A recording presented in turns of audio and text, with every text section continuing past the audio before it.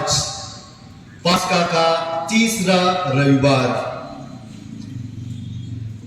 आज के पाठ के अपने संदेश हैं।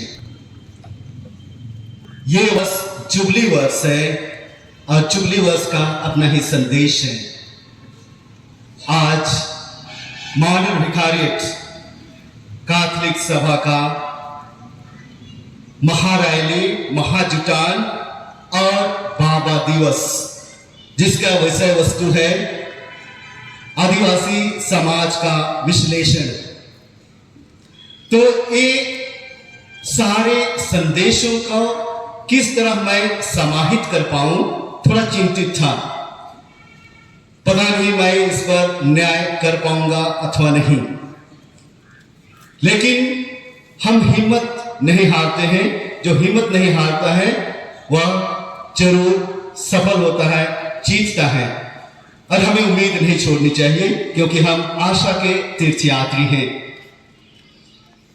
आदरणीय पुरोहित भाइयों, धर्म बहनें, धर्म बंधुओं, विश्वासी माता पिता, भाइयों बहनों, मॉडर्न विकारिएट कैथोलिक सभा के सदस्यगण जब जुबली वर्ष 2025 के उपलक्ष्य में यहां पर एकत्रित है, ये अवसर हमें दो मुख्य बिंदुओं पर विचार विमर्श करने के लिए आमंत्रित करती है। पहला, आदिवासी होने के नाते हमें हमारे आदिवासी समाज पर, और दूसरा, हम ख्रिस्तीय हैं तो हमारी कलीसिया पर। हमारी कलीसिया इस वर्ष जुबली वर्ष मना रही है, जिसका शीर्षक है आशा के तीर्थयात्री।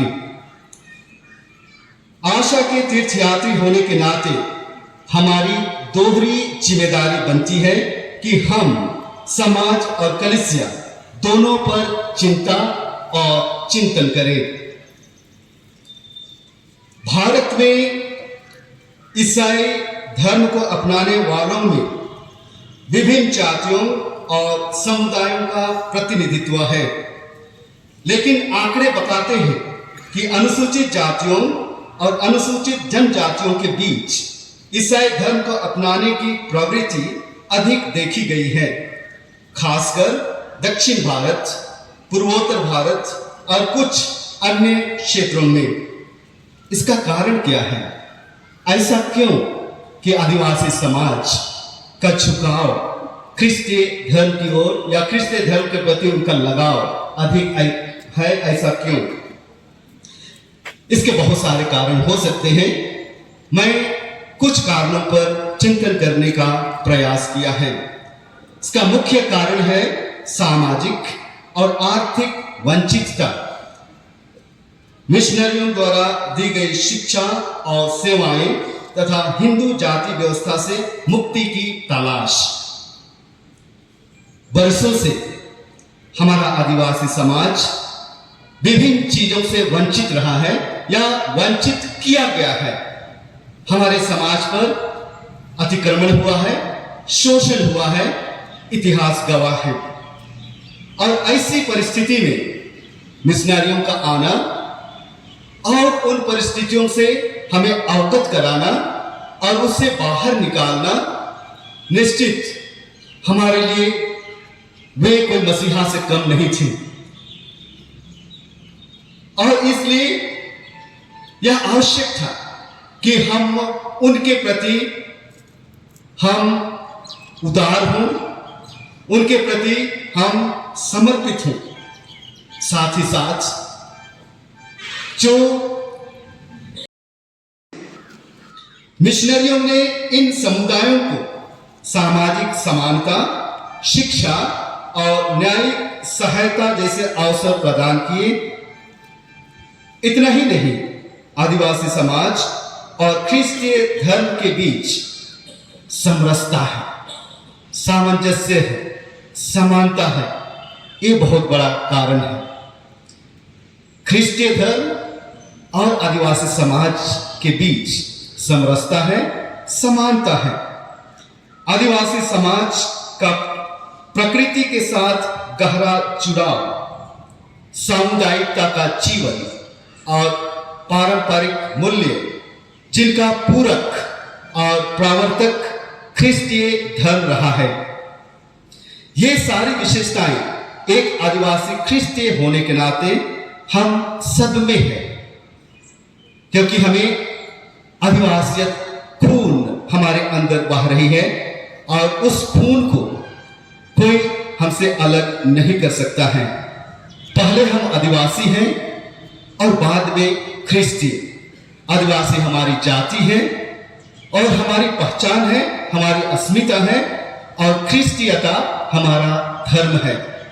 अगर धर्म और समाज के मूल्यों में समरसता है तो इन मूल्यों के साथ जीने से हमें कोई नहीं रोक सकता है, हमें कोई अलग नहीं कर सकता है। आइए आज के पाठों के माध्यम से हम इन समरास्तिक मूल्यों को समझने का प्रयास करें जो हमारे धर्म और समाज की दशा और दिशा दोनों को उजागर करती है। आज का पहला पाठ जो प्रेरित चरित्र से लिया गया है, प्रेरितों के साहस और विश्वास को दर्शाता है। प्रेरितों को धार्मिक और राजनीतिक अधिकारियों द्वारा यीशु के सुसमाचार का प्रचार करने से मना किया गया था, लेकिन उन्होंने कहा हमें मनुष्यों से अधिक परमेश्वर की आज्ञा माननी चाहिए। इसके परिणाम स्वरूप उन्हें सजा और सजा के तौर पर कोड़े और अपमान सहना पड़ा। फिर भी वे परमेश्वर के नाम के लिए अपमान सहने के योग्य ठहरे, इस पर आनंदित हुए। यह अंश विश्वास के प्रति निष्ठा, उत्पीड़न के सामने दृढ़ता और सत्य के लिए बलिदान की भावना को दर्शाता है। आदिवासी समाज अक्सर अपनी सांस्कृतिक और आध्यात्मिक पहचान को बनाए रखने के लिए बाहरी दबावों का सामना करता रहा है, जैसे कि मुख्य धारा के समाज या उपनिवेशवादी ताकतों द्वारा थोपी गई संस्कृति। प्रेरितों की तरह आदिवासी समुदाय भी अपनी परंपराओं और विश्वासों के प्रति दृढ़ रहते हैं, भले ही उन्हें सामाजिक और आर्थिक उत्पीड़न का सामना करना पड़ता है। उदाहरण के लिए कई ऐसे आदिवासी समुदाय हैं या आदिवासी समुदायों ने अपनी भाषा, रीति रिवाज और प्रकृति के प्रति आस्था को संरक्षित करने के लिए बाहरी दबावों का प्रतिरोध किया है, विरोध किया है। प्रेरितों का सामूहिक साहस आदिवासी समाज की सामुदायिक भावना के समान है। आदिवासी समुदाय अपने सामूहिक हितों के लिए एकजुट होकर संघर्ष करते हैं, जैसे कि भूमि के अधिकारों या पर्यावरण संरक्षण के लिए। प्रेरितों का सजा के बाद आनंदित होना आदिवासी समाज की लचीलापन और आशावादी दृष्टिकोण को प्रतिबिंबित करती है। कई आदिवासी समुदाय जैसे भारत के संताल या गोंड कठिनाइयों के बावजूद अपनी सांस्कृतिक और सामुदायिक उत्साह को बनाए रखते हैं, बरकरार रखे हैं। आज का दूसरा पाठ जो प्रकाशना ग्रंथ से पढ़ा गया स्वर्गीय दृश्य को चित्रित करता है, जहां असंख्य स्वर्गदूत, प्राणी और प्राचीन लोग मेमने यीशु की स्तुति करते हैं, जो शक्ति, धन, बुद्धि, सामर्थ्य, आदर, महिमा और धन्यवाद के योग्य है। यह दृश्य परमेश्वर की सर्वोच्चता, सामूहिक आराधना और सृष्टि के सभी तत्वों की एकता को दर्शाता है। यह एक ऐसी दुनिया की आशा देता है जहां सभी प्राणी एक साथ मिलकर परमेश्वर की महिमा करते हैं, और यहाँ बैठकर हम सब कोई एक साथ परमेश्वर की महिमा कर रहे हैं। आदिवासी समाज प्रकृति को पवित्र मानता है और सभी जीव जंतुओं, पेड़ पौधों, नदी नालियों, पशु पक्षियों इत्यादि के साथ एक आत्मिक संबंध रखता है। प्रकाशना ग्रंथ का यह दृश्य जहां सभी सृष्टि एक स्वर में परमेश्वर की स्तुति करती है, आदिवासी विश्व दृष्टि के समान है, जो सृष्टि के प्रत्येक तत्व को परस्पर जुड़ा हुआ और पवित्र मानता है। उदाहरण के लिए आदिवासी अनुष्ठानों में अक्सर प्रकृति के तत्वों को सम्मान दिया जाता है, जैसे कि ओडिशा के डोंगरिया कोंज द्वारा नियमगिरी पहाड़ की पूजा, वहां नियमगिरी पहाड़ की पूजा की जाती है। उसी तरह बोकारो के लुगु पहाड़, जिसको लुगु बुरु भी कहते हैं, पर संतालियों के सबसे पवित्र धर्म स्थल के रूप में पूजा जाता है। मैं उस पहाड़ पर गया था जब मैं शोध कर रहा था, क्योंकि ऐसा कहा जाता है कि बिरहोर जो अति पिछड़ी जनजाति है, उनका उद्गम उसी लुगु पहाड़ के गुफा से हुआ था, ऐसा माना जाता है, ऐसा विश्वास किया जाता है। और इसलिए शोध के क्रम में मैं वहां गया था और उस पहाड़ पर चढ़ने के लिए कम से कम 2 घंटे लगे थे। काफी घना जंगल है और वहां लोग साल में एक बार एकत्र होते हैं और वहां प्रकृति की पूजा, पहाड़ की पूजा की जाती है, जहां से जीवन की शुरुआत हुई, ऐसा लोगों का विश्वास है। यह पाठ सामूहिक स्तुति की भावना, आदिवासी समाज के सामुदायिक अनुष्ठानों और उत्सवों से मेल खाती है। आदिवासी समुदाय अक्सर नृत्य, गीत और सामूहिक प्रार्थनाओं के माध्यम से अपनी आध्यात्मिकता व्यक्त करते हैं, जो इस स्वर्गीय दृश्य की सामूहिकता को प्रतिबिंबित करता है, जो प्रकाशना ग्रंथ में आज हमें सुनने को मिला। प्रकाशना ग्रंथ की मुक्ति और महिमा की दृष्टि आदिवासी समाज की मुक्ति की आकांक्षा से जुड़ती है। कई आदिवासी समुदाय जैसे झारखंड के मुंडा अपने ऐतिहासिक शोषण और वंचना के खिलाफ आशा और स्वतंत्रता की कहानियों को संजोते हैं, जो इस पाठ की अंतिम विजय की भावना के समान है। संत यूहन्ना रचित सुसमाचार के अनुसार पतरस की जो बहाली है या उनकी जो पहल है, आदिवासी समाज की क्षमा और सामुदायिक पुनर्जनन की प्रथाओं से मेल खाती है। आदिवासी समुदायों में गलतियों को सुधारने और व्यक्तियों को समाज में पुनः एकत्रित करने की प्रक्रिया आम है, जैसा कि सामुदायिक मध्यस्थता और अनुष्ठान कुछ भी होता है, हम समुदाय में उसका निपटारा करते हैं, एक साथ बैठते हैं, विचार विमर्श करते हैं, और यही हमारी आदिवासी समाज की सुंदरता है। इन तीनों बाइबल वचनों में कुछ सामान्य विषय वस्तु हैं जो आदिवासी समाज के मूल्यों और जीवन शैली से गहराई से जुड़ती हैं और हमारे जीवन से भी जुड़ती हैं, जो हम आशा के तीर्थ यात्री कहते हैं। हम आशा के तीर्थ यात्रियों को और आदिवासी समुदाय या समाज का अभिन्न अंग होने के नाते कुछ मूल्य हैं, उन मूल्यों को हमें जानने और आत्मसात करने की आवश्यकता है। सबसे पहली बात जो आशा के तीर्थ यात्रियों को चाहिए और एक आदिवासी समुदाय का अभिन्न अंग होने के नाते हम लोगों को भी चाहिए, सामुदायिकता। सामुदायिकता, प्रेरितों की एकता, स्वर्ग के सामूहिक स्तुति और शिष्यों का एक साथ मछली पकड़ना आदिवासी समाज की सामुदायिक भावना को दर्शाता है। आदिवासी जीवन सामूहिकता पर आधारित है, जहां व्यक्ति समुदाय के लिए और समुदाय व्यक्ति के लिए काम करता है, जीता है। प्रकृति और आध्यात्मिकता का जुड़ाव, ये दूसरा बिंदु है जिसको हमें गौर करने की आवश्यकता है। प्रकृति और आध्यात्मिकता का जुड़ाव।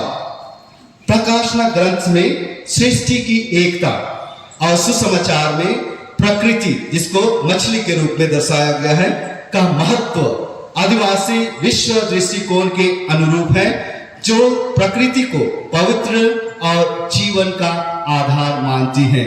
और हम सब वाकिफ हैं कि प्रकृति के साथ किस तरह से छेड़छाड़ हो रही है, प्रकृति का हनन किस तरह से हो रहा है, जिसके कारण जलवायु परिवर्तन और पर्यावरण में जिस तरह की परिस्थितियां देखने को मिल रही है वह इसका उदाहरण है।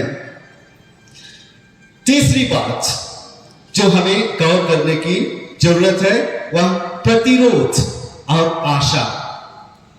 कुछ भी हुआ है हमारे विरोध में, हम जरूर प्रतिरोध करते हैं, लेकिन एक ख्रिस्ती होने के नाते यह प्रतिरोध की जो